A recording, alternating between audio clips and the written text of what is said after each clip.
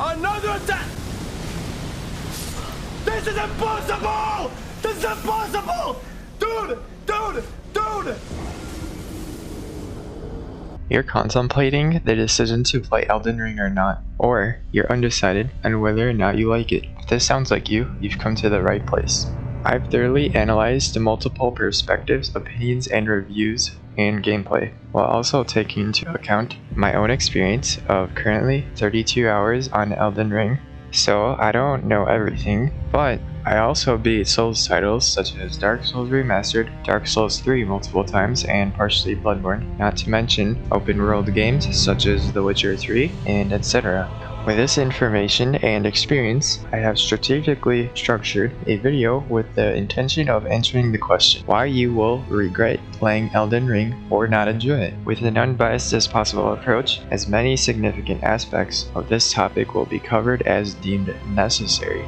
They will be broken down into 4 main groups in the most understandable order. People will be simply disappointed or even frustrated due to their expectations not mirroring reality. Considering who the main audience will be, previous Souls fans, open world fans, or even completely new people to gaming. They all alike will fall for the trap of false prediction. Souls fans will be right to expect the difficulty factor, but playstyle and progression expectations will be off. With Dark Souls, where there were optimal routes to take depending on your level and current strength, Elden Ring differs in the way open world design welcomes a playstyle which is more flexible. This means that if you're having trouble with a particular area or boss, you don't have to beat it. Instead, you explore another region, becoming stronger with levels, knowledge, and equipment. Would this false expectation even matter? Yeah, absolutely. Why? Because previous Souls fans will rush the assumed optimal path. This would lead to them going straight to the first boss without them realizing what they're about to encounter. They would get demolished in a mere swipe of the blade, while only pestering the boss with mosquito bites. Hey, health flask, not my mana.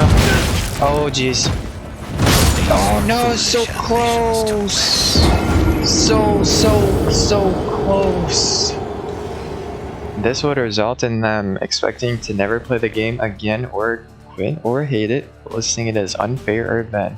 Let's continue with open world gamers. Some notable ones would be The Witcher, GTA 5, and Zelda. These games in comparison to Elden Ring are substantially less difficult and more forgiving. Elden Ring is not a game for casual gamers. If they've come in expecting this to be another usual open world game, they will rage. They will cry, and maybe even they'll have to buy some new controllers. That would not be unlikely. Elden Ring is all around difficult. There's no one thing that stands out as, wow, I better watch out for this. It's my worst fear I dread about even in sleep. Anyways, difficulty, it will be further discussed in depth during topic 5, so look forward to that. Lore, topic 2. The influence and map. For story, let's first see a contrary type. For instance, a game you guys might all know very well, Halo. In a way, it helps players in several significant ways, some of which include direct dialogue from NPCs telling them where or what to do very directly. It almost seems like the developers guess the player cannot find this out for himself, assuming they're unthinking humans, so they spell it out. It doesn't help you. It says, damn, you gotta do this on your own. There's no quest menu that tells you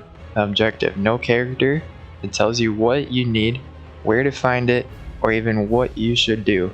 Nothing, anything, absolutely free.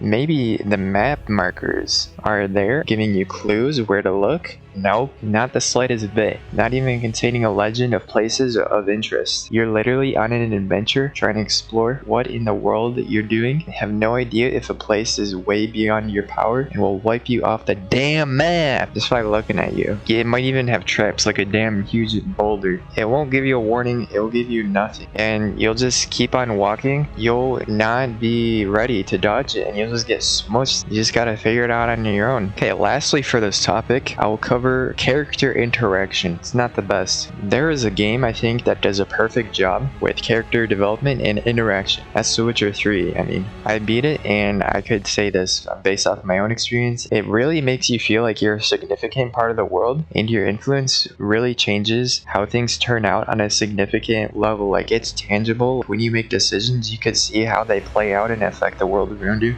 Perhaps form an alliance or find out the history of a story by aiding a character. One of the best things they decided to do with character dialogue is make it more dynamic. The way they did this is by adding several options to choose from for how your own character will respond to a conversation or situation. This introduces different paths, one distinguishable from another path. Sometimes even choosing one path will close you off from being able to play out another. Maybe one response makes you team with the character while the other makes you their worst enemy. These are all things that you could do. Like, not just sometimes, but you could do it all the time. With Elden Ring, it's not really dialogue. It's a monologue. One person's talking and another person just listening. There's no feedback, no anything. Unlike The Witcher, where it's a dialogue, you'll listen to the character talking to you, and they'll even ask you questions like, hey, did you run into this person? And the most your player will do is they'll just stare at them in silence. They won't answer their question, nothing. Monologue of Elden Ring was more dynamic. It would tremendously enhance the immersion into the story, so that's something they could improve on with Elden Ring. What they say is interesting. It would just be even more interesting if your player had something to say, because the monologue, it does tell you about a lot about the story, so it's not completely useless. With the story out of the way, let's talk about multiplayer experience. To be frank, it's not much. There are about 2.5 classic functions of multiplayer. The first one is the ability to leave writings on the ground that glow. Anyone can make them, so they're basically messages, and most of the time they're not practical. They're just there to troll people, not something people typically look for a multiplayer experience. Like, they'll want guidance or they'll want help defeating a boss, and instead they'll just get trolled. You'll be next to a cliff, for example,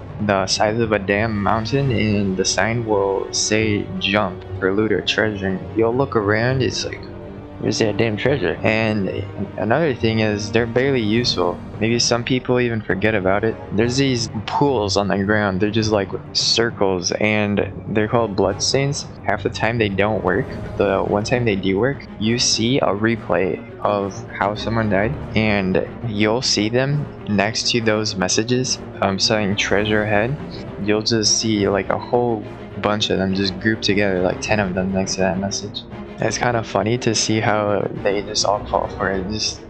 The more significant function of multiplayer is summoning either allies or opponents. The use of allies is temporary, and they're more limited because of the healing flasks, which are super important. Getting summoned to another world cuts your total flask by half or more while you're visiting. This means summoned players have less room for error in a punishing game, where one wrong move and you'll get one shot during the time it took you to damn blink. Elden Ring from Software is like really not encouraging people to use healing flasks for a multiplayer function. They really want you to have a single player experience.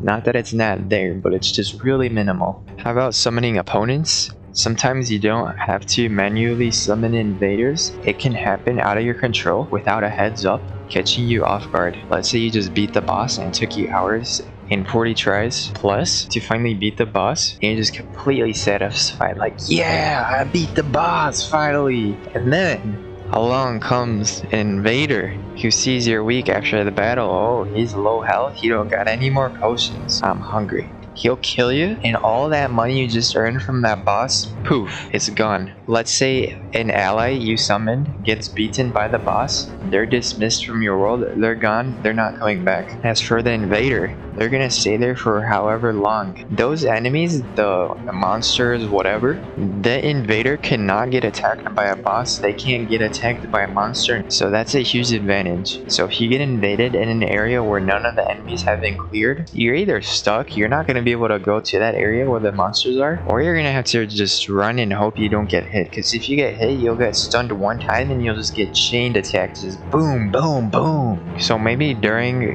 an entire completion run on a character, you might get anywhere between 10 and 25 summons. And considering the scale with the ginormous game, that's not a lot to go by, okay? So I don't even rely on multiplayer for help. They've been failures because, like, I've gotten summoned by people to try and help them because I think he gets points for helping other people.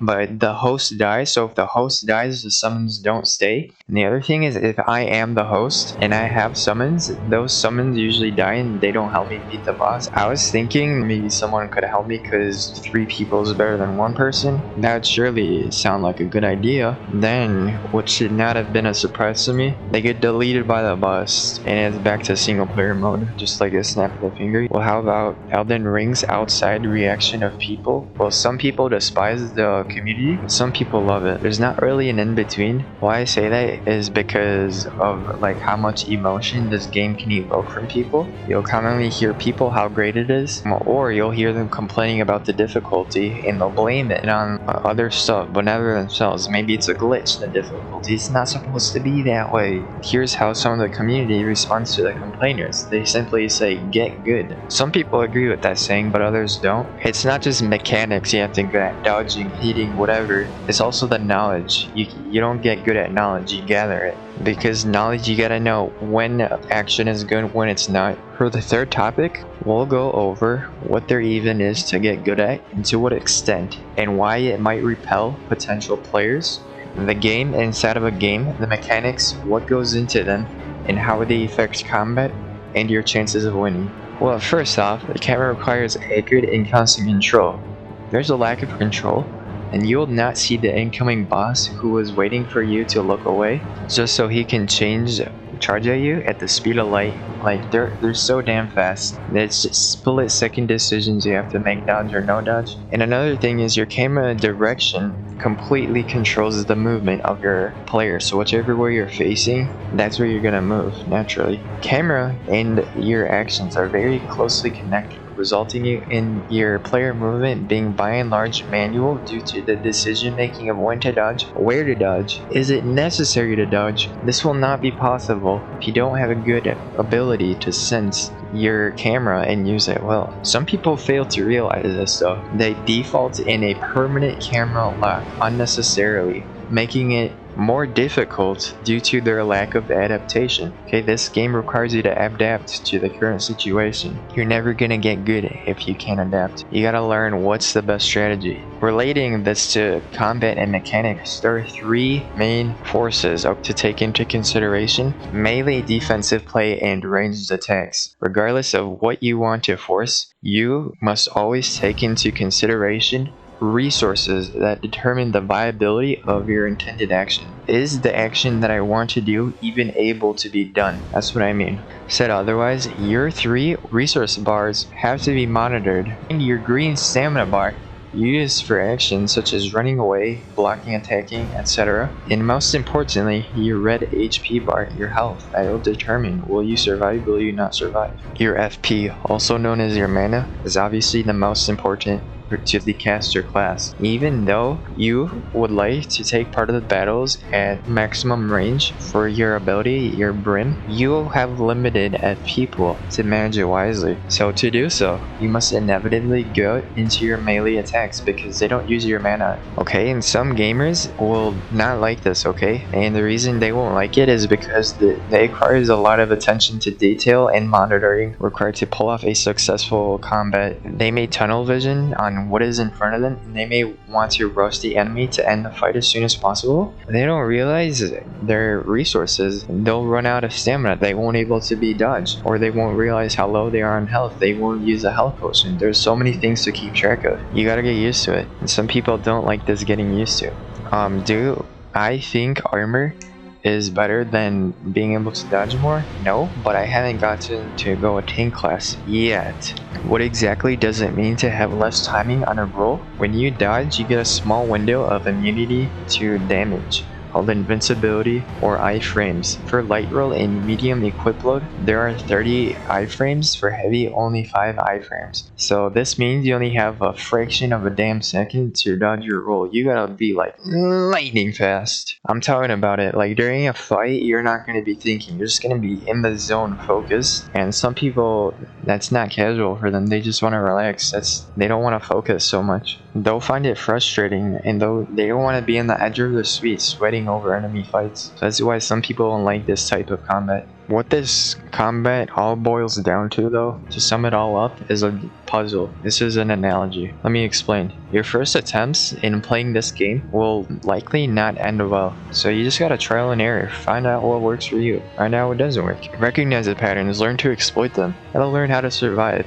The puzzle is figuring it all out and becoming the Elden Lord. Perhaps people want to relax and play an intuitive game. There's little to get used to, and they don't want to learn it. They just want to get straight to the action. It's not Elden Ring. Don't play Elden Ring if you don't want to go through that. Last but not least, this may be the biggest deterrent to Elden Ring and Souls alike. Garlic to vampires. Superman's kryptonite. The difficulty. Bum bum bum. Wow, so surprised, right? With those topics already mentioned, you could start to get a surface sense of how in-depth and detailed the game really is, in every way you could possibly think of too. From mental thoughts about the game with expectations manifesting into a dislike of the game, or even quitting, the subtle lore that requires you to think and pay attention to keep up to the scarcity of help from other players when you feel overwhelmed, to top it all off with hardcore damn gameplay when your camera is seemingly your enemy. Camera doesn't want you to win. There is a lot to take in to put out a playstyle that's decent enough to survive, progress, becoming the Elden Lord. There is no other way to say it than you need to be emotionally tough and mentally resilient in order to even take a look at it. If you want to like put your eyes on this game, you gotta be tough, because if you're not mentally tough, you can't look at it. You're just gonna like hurt your eyes. You're gonna have to look away. You'll take one wrong step and fall off the cliff multiple times. You'll question whether or not the environment itself is a boss. What's the name of this boss? This is Mountain. You'll be at max health and a boss will breathe. It will be gentle. It will result in your character completely disintegrating and becoming non-existent. You'll look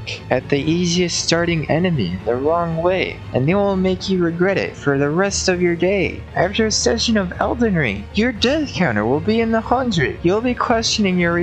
After a few sessions of Elden Ring, your death counters will be in the thousands, resulting in an existential crisis. If you do not crumble from the pressure of what it takes to play the game minimally, you'll eventually become the Elden Lord, and also the pinnacle of gamers due to your extreme gaming skill. I see, you just finished the boss after 500 tries, and you got a whopping 200,000 runes to level up. Hey, guess what? Basic enemy, he sees you, but you don't see him. He's sneaking up on you. You're in the death screen. You just lost all that damn progress. Yeah, that happens. That happened to me. You may think I'm exaggerating. Those scenarios, they will happen, and they will not be rare. People will quit. People will hate. People will rage. On the other side of the spectrum, people are gonna obsess over this game. They're gonna love it in the greatest way possible. It will take over them. It's gonna become them. They're gonna become the Elden Lord. After playing this game, nothing else will ever be the same. It'll be like eating a Snickers from the gas station. Then you just stumble across a 6-star hotel. But to enter, you gotta first fight the bouncer to be granted access. And then after you gain access, you can't just order your food. Who do you think you are? First you gotta fight the chef. That's Elden Ring. You have to combine all the mechanics and skills into a performance all at once, even without consciously thinking about it. It's just gotta be muscle memory. Watching the environment, know when to stop, know when to dodge, etc. There undoubtedly can be counter arguments made for these topics that I brought up. You could argue against me. That doesn't mean I'm wrong. But by and large, people will encounter these things and be forced very early on to make a decision whether they are willing to put up with a game like this. Difficulty is a necessary foundation to the Elden Ring series and Souls alike, which is a point backed by the game developer himself. To finish up,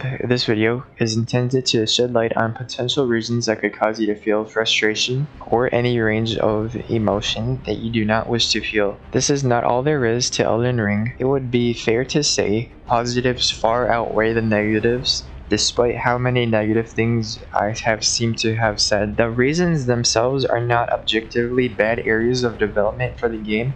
Rather, it's how some people, not all people, subjectively feel about them that will determine whether or not is their cup of tea. You might find people who spit out their tea and break the cup, or even people who chug it, just like this. They chug it until they can't breathe. You know, that's that obsession over Elden Ring. There is no control over the difficulty of this game. I would proceed with caution if you're considering to play it. Ask yourself if you're willing to persist past the learning period. Let's say you're able to make it out intact. You'll not regret it and you'll be in for a great time.